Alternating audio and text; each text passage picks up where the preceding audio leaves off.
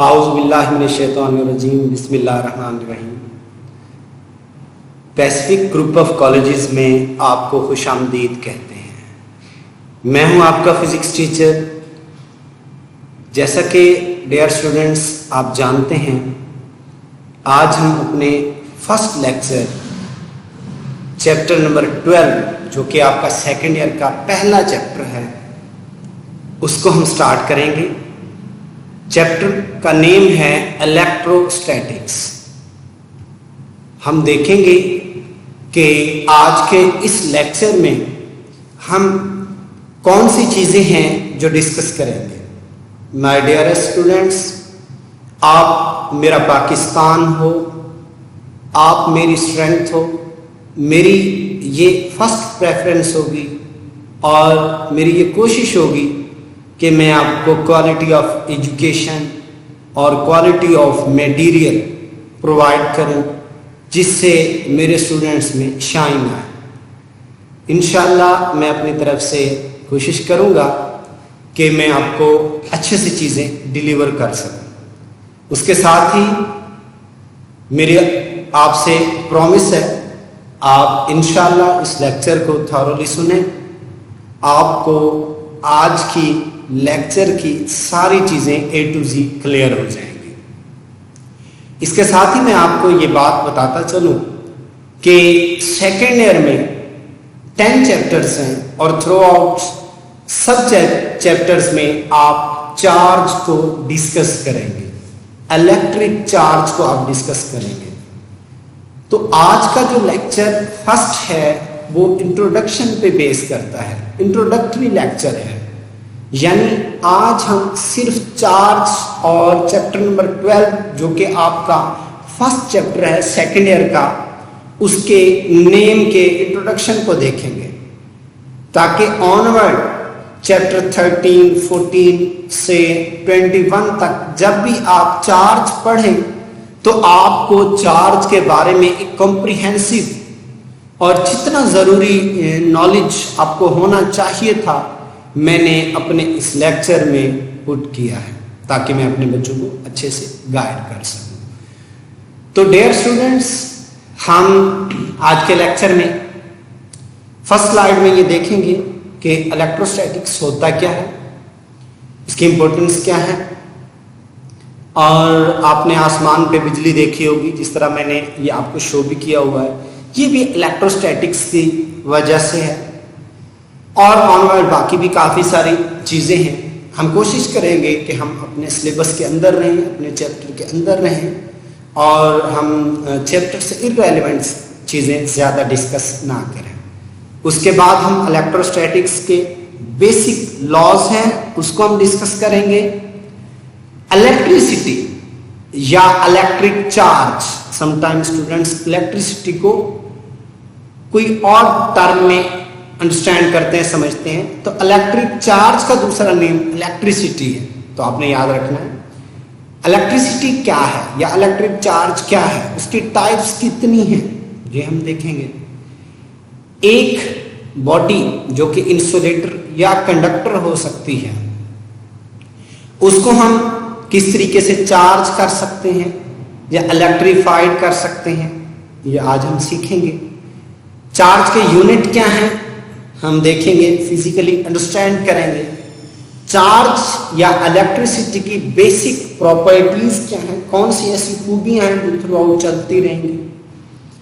और at the end बहुत अहम आपका पॉइंट है इलेक्ट्रिक चार्ज और मैस में कंपैरिजन या डिफरेंस।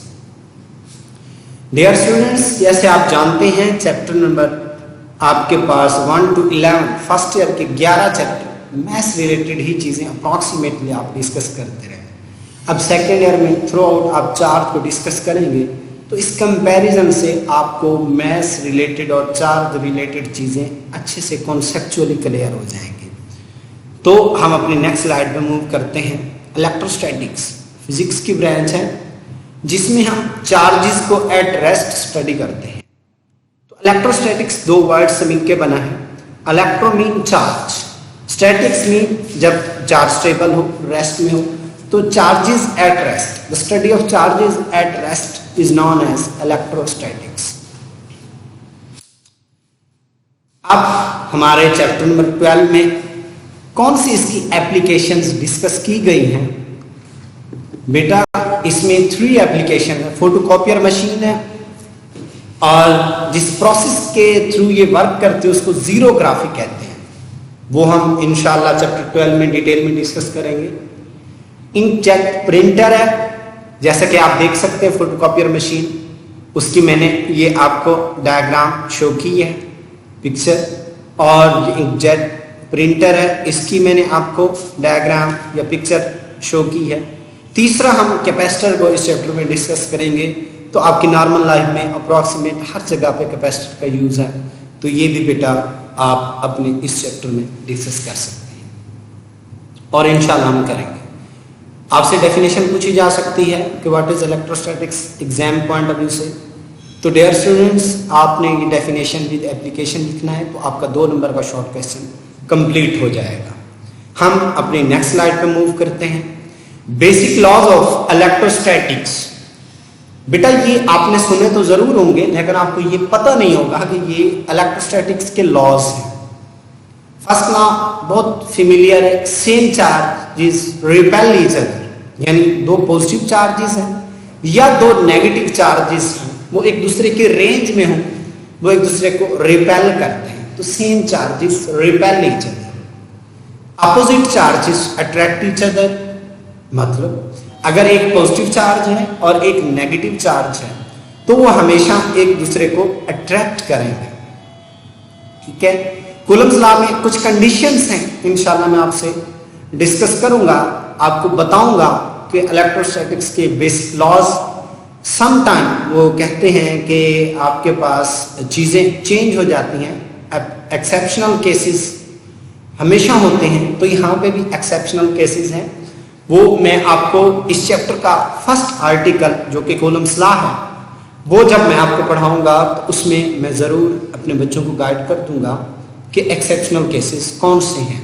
एक्सेप्शनल केसेस में मैं आपको ये समझाना चाह रहा हूँ कि सेम चार्जेस कभी एक दूसरे को अट्रैक्ट भी करते हैं, वो कब और कैसे, इस पे हम बात करेंगे। अहम पॉइंट है anti test point of view से। तीसरा जो इसका लॉ है, A neutral body always attracted by a charged body। जो न्यूट्रल बॉडी है वो हमेशा क्या होती है, चार्ज बॉडी से अट्रैक्ट होती है। ये इलेक्ट्रोस्टैटिक्स का थर्ड लॉ है। ये अक्सर स्टूडेंट्स को नहीं पता होता, बहुत अहम लॉ है, एमसीक्यूज पॉइंट ऑफ व्यू से भी अहम है। अब न्यूट्रल बॉडी कैसे अट्रैक्ट होती है चार्ज बॉडी से? देखिए बेटा, एक न्यूट्रल बॉडी होती क्या है? पहला क्वेश्चन तो आपका ये है मुझसे। बेटा न्यूट्रल बॉडी वो बॉडी होती है जिसमें जितना पॉजिटिव चार्ज है उतना ही नेगेटिव चार्ज होता है। अब अगर मैं एटॉमिक लेवल पे चला जाऊं तो जितने उसमें प्रोटॉन होते हैं उतने ही इलेक्ट्रॉन्स होते हैं। एटम में जितना पॉजिटिव चार्ज यानी प्रोटॉन का चार्ज होता है उतना ही नेगेटिव चार्ज यानी इलेक्ट्रॉन का चार्ज होता है। तो जब आप पॉजिटिव और नेगेटिव चार्जेस को ऐड करते हैं तो उसके रिजल्ट में आंसर जो है 0 आता है, नेट चार्ज 0 होता है। तो इसलिए हम कहते हैं ये बॉडी न्यूट्रल बॉडी है। उसका हरगिज ये मतलब नहीं होता कि उसमें चार्जेस नहीं है, उसका मतलब ये होता है कि उसमें जो चार्जेस हैं वो नंबर में इक्वल है, जितने पॉजिटिव चार्जेस हैं उतने ही नेगेटिव चार्जेस हैं। जब आप एक चार्ज बॉडी चाहे पॉजिटिव हो या नेगेटिव, आप उस न्यूट्रल बॉडी के करीब लेके जाते हैं। हम एग्जांपल ले लेते हैं कि हम एक आपके पास नेगेटिव चार्ज बॉडी, एक नेगेटिव चार्ज बॉडी है, उसको हम एक न्यूट्रल बॉडी के करीब लेके गए। ये नेगेटिव चार्ज बॉडी जब उस न्यूट्रल बॉडी के करीब जाएगी तो क्या होगा, उस न्यूट्रल बॉडी में इलेक्ट्रॉन्स हैं, उन इलेक्ट्रॉन्स पे नेगेटिव चार्ज है। ये जो दूसरी बॉडी है इस पे भी नेगेटिव चार्ज है, नेगेटिव नेगेटिव को रिपेल करेगा। तो उसके करीब वाले जो नेगेटिव चार्जेस हैं यानी इलेक्ट्रॉन, वो एक जगह से दूसरी जगह ट्रेवल कर जाएंगे, रिपेल हो जाएंगे। जहां से इलेक्ट्रॉन निकलते हैं आपको पता है पॉजिटिव चार्ज आ जाता है, और जहां पे जाके इन होते हैं वहां पे नेगेटिव। तो ये जो न्यूट्रल बॉडी थी अब ये डाइपोल बन चुकी है। डाइपोल का मतलब डाई मीन 2, पोल मीन पोलैरिटीज, यानी एक एंड पे पॉजिटिव चार्ज आ जाएगा, दूसरे एंड पे नेगेटिव चार्ज आ जाएगा। आया किसकी वजह से है? चार्ज बॉडी की वजह से है। तो आपने देखा कि जब आप नेगेटिव को उसके करीब लेके गए न्यूट्रल बॉडी के, तो आपके पास उस नेगेटिव चार्ज बॉडी की वजह से उसके इलेक्ट्रॉन रिपेल हो गए, वो दूर चले गए। उस साइड पे पॉजिटिव चार्ज आ गया, उससे दूसरी साइड पे नेगेटिव चार्ज आ गया, यानी डाइपोल बन गया। जो पॉजिटिव है उसने नेगेटिव चार्ज बॉडी को वो अट्रैक्ट करेगा। सेम केस आपके पास पॉजिटिव चार्ज बॉडी के लिए, आप इसको अपनी नोटबुक पे बना के प्रैक्टिस कर सकते हैं, और इसके एग्जाम्पल फर्दर भी हैं, मैं इंशाल्लाह अपने स्टूडेंट से डिस्कस करूंगा। आई होप कि यहाँ तक जितना मैंने अपने बच्चों को गाइड किया है वो क्लियर होगा। अब हम चलते हैं, व्हाट इज चार्ज और इलेक्ट्रिसिटी। बेटा समटाइम ऐसे होता है, थ्रू आउट पूरा साल बच्चा पढ़ता है, 10 चैप्टर पढ़ लेता है, लेकिन बच्चे को चार्ज की डेफिनेशन नहीं पता होती, इलेक्ट्रिसिटी की डेफिनेशन नहीं पता होती। रीजन बुक में मेंशन नहीं है, बट कंपल्सरी है आपके कॉन्सेप्ट के लिए, फर्दर चीजों को कॉन्सेप्चुअली समझने के लिए। माय डियर स्टूडेंट्स, ये बहुत जरूरी है। तो इस बात को मद्देनजर रखते हुए मैंने फर्स्ट स्लाइड बना ही इंट्रोडक्शन पे है, ये फर्स्ट लेक्चर मैंने इंट्रोडक्शन पे बनाया। चार्ज या इलेक्ट्रिसिटी, इसका पहला पॉइंट है, it is an intrinsic property of the matter anything which has mass and occupy space. हर वो चीज जो मास रखती है और स्पेस ऑक्यूपाई करती है वो मैटर है। जैसा कि आपके पास सॉलिड, लिक्विड, गैसेस, प्लाज्मा, ये मैटर है सारी। अब इनकी कौन सी प्रॉपर्टी है चार्ज? एक इंट्रिंसिक प्रॉपर्टी है। स्टूडेंट्स का क्वेश्चन, सर ये इंट्रिंसिक प्रॉपर्टी कौन सी होती है?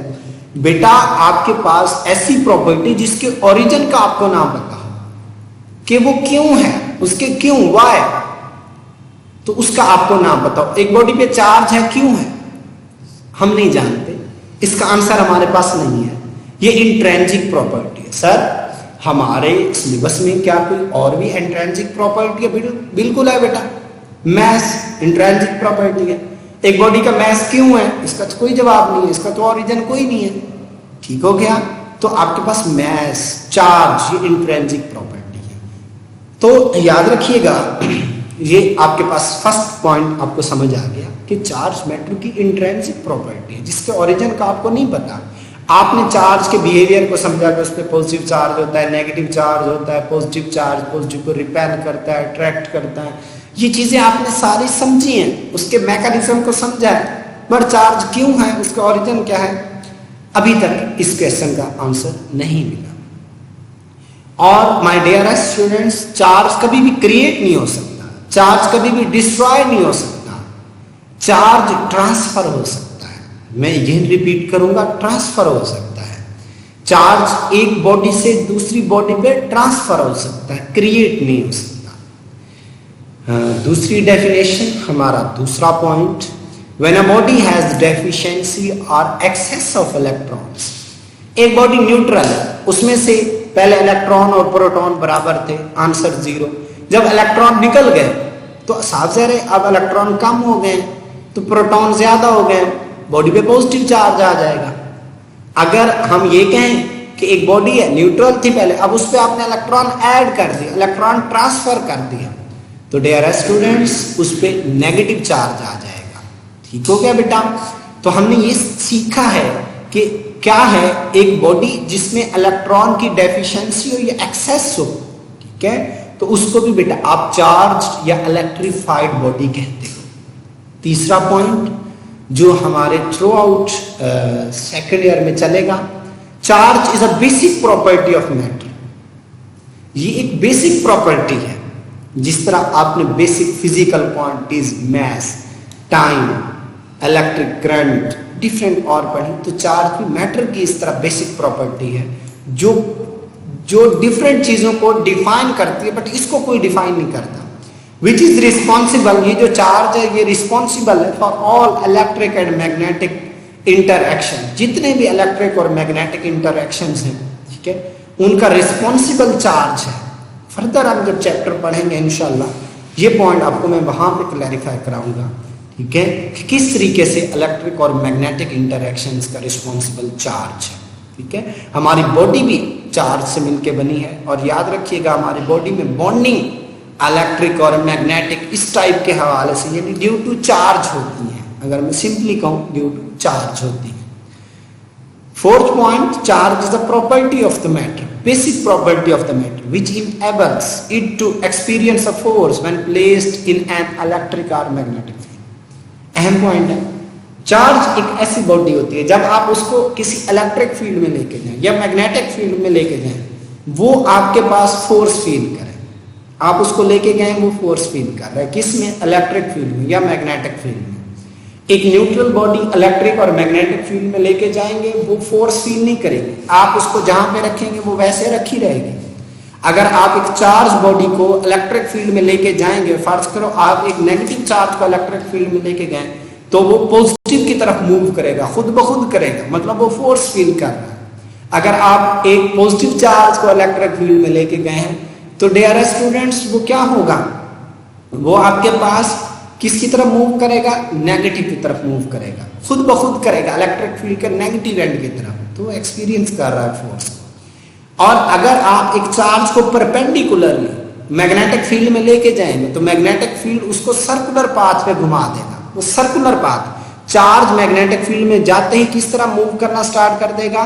बेटा सर्कल की फॉर्म में। इंटर कैसे हो? परपेंडिकुलर में। ये कंडीशन है। डिटेल हम इंशाल्लाह चैप्टर ऑनवर्ड जो 14 to 15 है उनमें इंशाल्लाह देखेंगे। आई होप कि चार्ज का कॉन्सेप्ट मेरे स्टूडेंट्स को क्लियर हो गया होगा। मैं नेक्स्ट स्लाइड पे मूव करूंगा। Basic properties of electric charge. Electric charge की बेसिक प्रॉपर्टीज कौन सी हैं, पता होना बहुत जरूरी है। Electric charge has additive nature, क्योंकि मैं लास्ट पॉइंट पहले पढ़ा देता हूँ। इलेक्ट्रिक चार्ज एक स्केलर क्वांटिटी है। स्केलर एक ऐसी क्वांटिटी है जिसका मैग्नीट्यूड होता है, डायरेक्शन नहीं होती। मैग्नीट्यूड क्या होता है? डियर स्टूडेंट्स, आप जानते हैं फर्स्ट ईयर में हर पॉइंट पे आपने मैग्नीट्यूड पढ़ा है। मैग्नीट्यूड के लिए दो चीजें चाहिए होती हैं, एक न्यूमेरिकल वैल्यू और एक यूनिट। तो जो दो चीजों पर मुश्तमिल है उसको कहते हैं मैग्नीट्यूड। अब चार्ज का मैग्नीट्यूड क्या है? जैसे लिखा हुआ है 10 कूलम। 10 क्या है? Numerical value. कूलम क्या है? आपके पास यूनिट। तो 10 coulomb is a magnitude of charge.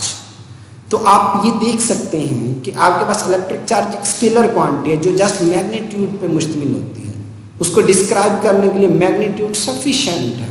ठीक है, तो चार्ज जिस तरह स्केलर ऐड होते हैं, नंबर ऐड होते हैं, 2 + 2 4, 5 + 2 आपके पास 7, या आपके पास 10 - 3 7, या आपके पास -13 + 2 -11। जिस तरह आप नंबर्स को ऐड करते हैं, नंबर भी स्केलर होते हैं, तो चार्ज भी वैसे ऐड और सब्ट्रैक्ट होगा। जिस तरह मैंने ये डायग्राम में आपको दिखाया, Q1 Q2 Q3, ये 2 कूलम था, ये 4 कूलम था, ये आपके पास -2 कूलम था। तो इन सबको ऐड करेंगे, Q1 + Q2 + Q3, ये 2 था, ये -2 था, ये 0 हो जाएगा, और ये +4। तो आंसर नेट जो चार्ज है इसको कहते हैं नेट चार्ज। नेट का मतलब ये होता है कि बेटा सारे चार्जेस को सम अप करने पे रिजल्ट क्या है, उसको नेट चार्ज कहते हैं। आई होप के पॉइंट क्लियर होगा। Electric charge is quantized quantity. बेटा ये क्वांटाइज्ड है, कॉन्टिन्यूअस नहीं है। आप इसको एकदम से जो है ना बात जब करेंगे तो आप एक फिक्स्ड अमाउंट में करेंगे। जैसे मैं बोर्ड मार्कर्स की बात कर रहा हूँ, मैं बोर्ड मार्कर शॉप से लेने गया तो मैं एक बोर्ड मार्कर लूंगा, 2 लूंगा, 1.5 बोर्ड मार्कर मैं नहीं ले सकता। जिस तरह स्टूडेंट्स क्लास में आते हैं, एक क्लास में स्टूडेंट आता है, 2 आते हैं, 4 आते हैं, कभी हमने ये नहीं सुना कि क्लास में 1.5 स्टूडेंट आया हुआ है, 2 स्टूडेंट आए हुए हैं। तो ये आपके पास बहुत अजीब सी बात है। सेम एज इलेक्ट्रिक चार्जेस भी इसी बिहेवियर को फॉलो करते हैं। चार्ज जब भी बॉडी पे इलेक्ट्रॉन इन होते हैं या आउट होते हैं, तो 1 इलेक्ट्रॉन इन होता है, 2 होते हैं, 3 होते हैं, 4 होते हैं, या आपके पास 1 निकलता है, 2 निकलते हैं, 4 निकलते हैं। कभी भी ऐसा नहीं होता कि इलेक्ट्रॉन किस फॉर्म में निकले, फ्रैक्शन के, भाई 1.5 इलेक्ट्रॉन निकला है, 2.5 इलेक्ट्रॉन निकले। तो दिस इज रॉन्ग। ये कॉन्सेप्ट आपको क्लियर होना चाहिए। ठीक है बेटा। और आपके पास जो चार्ज है मिनिमम, आपके पास इलेक्ट्रॉन का जो चार्ज है फंडामेंटल, जो पार्टिकल इंडिपेंडेंटली एग्जिस्ट करता है, इलेक्ट्रॉन का चार्ज, जिसको मिलिकॉन्स ने डिस्कवर किया इलेक्ट्रॉन पे चार्ज, वो है E। E से उसको रिप्रेजेंट किया जाता है। E = 1.6 × 10⁻⁻19 coulomb. ये वो मिनिमम चार्ज है जो एक इंडिपेंडेंट चार्ज पे हो सकता है। इससे कम चार्ज नहीं हो सकता इंडिपेंडेंट पे। याद रखिए, इससे कम चार्ज हो सकता है वो आपके पास क्या होते हैं, इंडिपेंडेंट नहीं होता। कॉर्क्स चैप्टर नंबर 21 लास्ट टॉपिक है, वहां पे मैं आपको डिटेल में पढ़ाऊंगा कि 1.6 × 10⁻⁹ से कम भी चार्ज हो सकता है कॉर्क का। आपके पास up quark, down quark different आपके पास होते हैं, हम वो बात वहीं पे करेंगे। तो पॉइंट ये है, एक स्टेबल आपके पास जो बॉडी है, इलेक्ट्रॉन स्टेबल है, तो उसके ऊपर जो मिनिमम चार्ज है वो कितना हो सकता है, प्रोटॉन पे मिनिमम चार्ज कितना हो सकता है, उसको E से रिप्रेजेंट करते हैं और वो 1.6 × 10⁻⁹ कूलम होता है। बाकी जितना भी होगा वो इसका इंटीग्रल मल्टीपल होगा कि 2E, 3E, 4E, 5E। E का मतलब क्या है, 1.6 × 10⁻⁹ coulomb. Dear students, I hope कि आपको क्वांटाइजेशन ऑफ चार्ज समझ आ गया होगा। तो electric charge is conserve quantity. Conserve क्या है, जिस तरह एनर्जी कंजर्व है इस तरह चार्ज कंजर्व है कि energy can nether be created nor destroyed. Charge इस तरह क्रिएट नहीं होता, डिस्ट्रॉय नहीं होता। एनर्जी एक फॉर्म से दूसरी फॉर्म में कन्वर्ट हो जाती है। चार्ज एक बॉडी से दूसरी बॉडी में ट्रांसफर होता है, डिस्ट्रॉय नहीं होता। ठीक है, तो ये हमारा एक अहम पॉइंट है कि चार्ज हमेशा कंजर्व रहता है।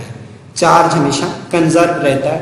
आप जब भी उसको ऐड करते हैं या टोटल आपके पास वो हमेशा सेम रहता है।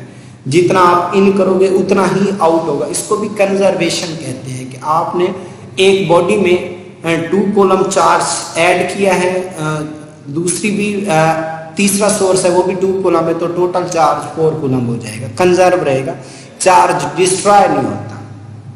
I hope point clear. Next, unit of electric charge. ऐसा यूनिट सिस्टम इंटरनेशनल में चार्ज की यूनिट होता है कूलम। तो बेटा 1 कूलम आप जब भी कंप्लीट लिखेंगे कूलम, तो याद रखिएगा आप, ये साइंटिस्ट नेम है, चार्ल्स कूलम के नाम पे रखा गया है। तो आप कंप्लीट नेम क्या करेंगे, स्मॉल लेटर लिखेंगे, small letter.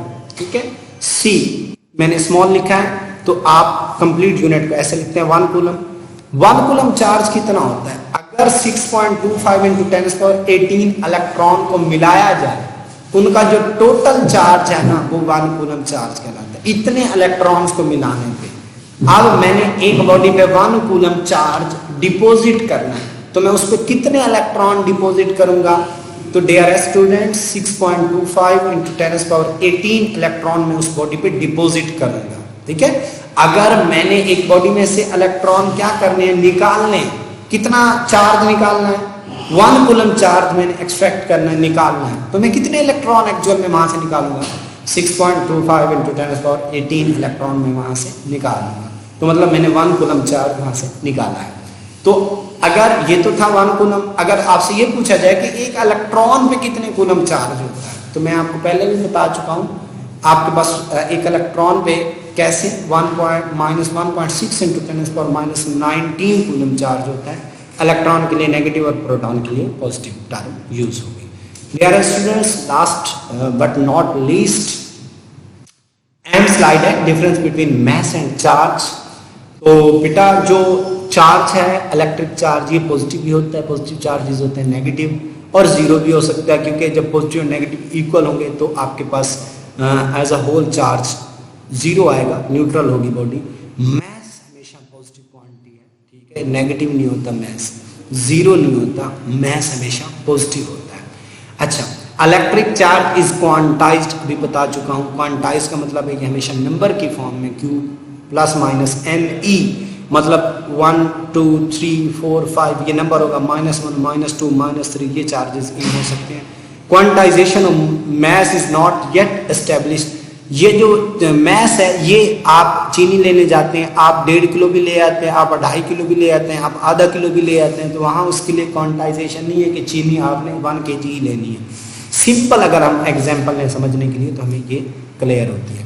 Charge on a body does not depend on its speed के चेंज होने से चार्ज पे कोई इफेक्ट नहीं पड़ता। Dear students, chapter number 19 modern, dawn of modern physics में मैं आपको बताऊंगा कि जब एक मैस, जब वो किसी वेलोसिटी या स्पीड से मूव करता है तो मैस जो है ना चेंज हो जाता है, मैस वो नहीं रहता, मैस की वैल्यू आपके पास इंक्रीज हो जाती है। ठीक है, तो वहाँ पे हम डिटेल में देखेंगे। तो पॉइंट ये क्लियर हुआ आपको कि मास जो है ना बॉडी का इंक्रीज होता है with increase in speed of the body. Speed जैसे बढ़ती है तो मास भी बढ़ जाता है। मॉडर्न फिजिक्स में हम इंशाल्लाह इसको डिटेल में डिस्कस करेंगे। अभी मैं नहीं समझाना चाह रहा क्योंकि लेक्चर लेंथी हो जाएगा और यहाँ पे कुछ पॉइंट्स आपको ये अच्छे से क्लियर भी नहीं होंगे। तो electric charge is always conserved, charge हमेशा कंजर्व रहता है, कम या ज्यादा नहीं होता। मैस कंजर्व नहीं होता, आपने पहले पढ़ा है कि conservation of mass, this is wrong. Modern physics ये कहती है कि मैस कंजर्व नहीं रहता। आइंस्टाइन की E is equal to mc², mass energy equation आप अच्छे से जानते हैं कि मैस एनर्जी में कन्वर्ट होता है, तो वो कंजर्व तो नहीं रहता। मतलब कंजर्व का ये मतलब है जितना इन करो उतना आउट हो जाए। तो अगर मैस एनर्जी में कन्वर्ट हो गया है तो आपके पास वो उतना तो ना रहा, वो कंजर्व तो ना रहा, ठीक हो गया। तो आपके पास मैस क्रिएट हो सकता है, कहाँ से? एनर्जी से, ठीक है। और मैस डिस्ट्रॉय हो सकता है, मतलब किसी और फॉर्म में, वो कौन सी फॉर्म है? एनर्जी की form.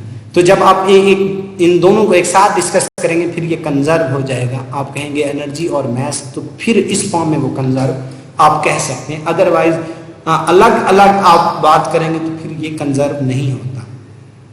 Force between two electric charges attractive भी होती है, रिपल्सिव भी होती है, आप अच्छे से जानते हैं, अभी हमने ये डिस्कस किया। Depending on the kind of charges, तो ग्रेविटेशनल फोर्स होती है मैसेज में between two message is always attractive. हमेशा आपने देखा है कि मैस एक दूसरे को अट्रैक्ट कर रहे होते हैं। आप कोई भी बॉडी है, आप उसको मैस है उसको छोड़ें, अर्थ हमेशा उसको अट्रैक्ट करती है, रिपेल नहीं। Last point, electric forces between different charge में कैंसल आउट। इलेक्ट्रिक फोर्सेस जो डिफरेंट चार्जेस के वो एक दूसरे को कैंसिल करती हैं, ठीक है। और लेकिन जो gravitational force between different message never cancel out, ये कभी एक दूसरे को कैंसिल नहीं करती। तो बेटा यहाँ कंपैरिजन से आपको मैसेज और चार्जेस का डिफरेंस पता चल गया। डियर स्टूडेंट्स, जितना ये मैंने आपको लेक्चर डिलीवर किया है साफ से है, मैंने अपनी तरफ से कोशिश की है कि मैं अपने बच्चों को अच्छी से अच्छी जो है ना इंफॉर्मेशन, गाइडलाइन और स्टैंडर्ड बेस जो है ना चीज़ें गाइड करूँ। आई होप के पॉइंट्स आपको क्लियर हुए होंगे और उसकी असेसमेंट के लिए मैंने ये छोटी सी असाइनमेंट है, ये अपने बच्चों को जो है ना मैं अभी गाइड करूंगा। थोड़ा गाइड कर देता हूँ क्योंकि आपका फर्स्ट लेक्चर है, आपको मैं बेसिक गाइडलाइंस दे देता हूँ, थोड़ी सी ये स्टैंडर्ड लेवल की है। इंशाल्लाह आई होप कि आप इसको कोप कर जाएंगे, लेकिन मैं थोड़ा गाइड कर देता हूँ आपको। पहला institute study of effect associated with the electric charges at rest. Proper definition first slide में मैंने दी हुई है। Number of electron in 1 coulomb of charges will be, ये भी मैंने आपको बताया हुआ है कि चार्जेस 1 कूलम में कितने होते हैं, स्लाइड में गिवन है। Two sphere A and B of exactly same masses, दो स्फीयर हैं, ठीक है, उनका मैस सेम है, उन पे इक्वली पॉजिटिव चार्ज भी दिया गया, नेगेटिव चार्ज भी। तो वो कहते हैं देयर मैसेज आफ्टर चार्जिंग। तो बेटा पॉजिटिव चार्जेस का क्या मतलब? उसमें से इलेक्ट्रॉन निकल गए। इलेक्ट्रॉन निकल गए तो मतलब उनका मैस तो कम हो गया। तो किसका मैस कम हो गया? A का मैस कम हो गया। नेगेटिव चार्जेस का क्या मतलब है? उस पर आपने इलेक्ट्रॉन ऐड कर दिए। अगर आपने इलेक्ट्रॉन ऐड कर दिए तो मतलब आपके पास मैस तो उसका बढ़ जाएगा, तो आपके पास मैस ऑफ A जो है वो क्या हो जाएगा? कम हो जाएगा, और मैस ऑफ B ज्यादा होगा, ठीक है। उसके बाद 10⁹ electron are remove from neutral metal plate, the charge on it. तो चार्ज कैसे आप निकालेंगे डियर स्टूडेंट्स? तो Q is equal to Ne वाला formula. Ne number of electron कितने? 10⁻19। E की वैल्यू मैंने आपको बताई है 1.6 इंटू 10⁻−19। तो इलेक्ट्रॉन है, ठीक है। इलेक्ट्रॉन के केस में E की वैल्यू क्या होती है? -1.6 इंटू 10⁻19। तो Q is equal to Ne वाला फार्मूला। N बताया हुआ है 10⁻19 और E की वैल्यू -1.6 इंटू 10⁻19, मल्टीप्लाई करके आपके पास आंसर आ जाएगा। With when some charges is placed on a soap bubble, soap bubble पे आपने कोई भी चार्ज डिस्ट्रीब्यूट कर दिया इक्वली हर तरफ से बराबर वे में, तो क्या उसका रेडियस? सेम चार्ज रिपेल इधर रिपेल करने से उनका रेडियस इंक्रीज हो जाएगा। डियर स्टूडेंट्स, ये एमसीक्यूज थे, मैंने गाइड कर दिया, ठीक है, ताकि मैं मेरे बच्चों को इश्यू ना हो। 6 एमसीक्यूज हैं। A body A attract an other body B which is positively charge.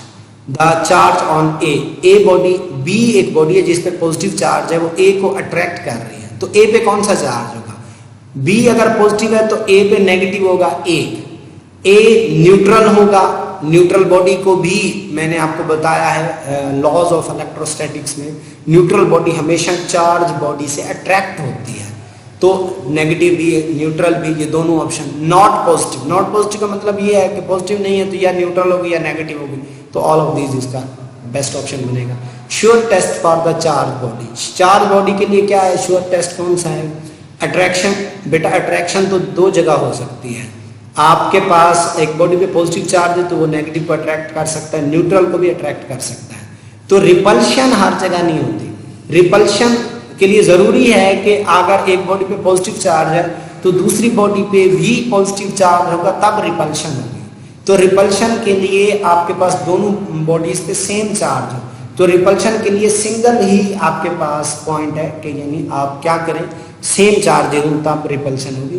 तो अट्रैक्शन में न्यूट्रल है तब भी अट्रैक्शन हो रही है, अपोजिट है तब भी अट्रैक्शन हो रही है, तो आपको नहीं पता चलता कि अपोजिट चार्ज है या वो न्यूट्रल है। तो श्योर टेस्ट के लिए आप रिपल्शन को ही टिक करोगे। ये अहम पॉइंट है, एंट्री टेस्ट पॉइंट है।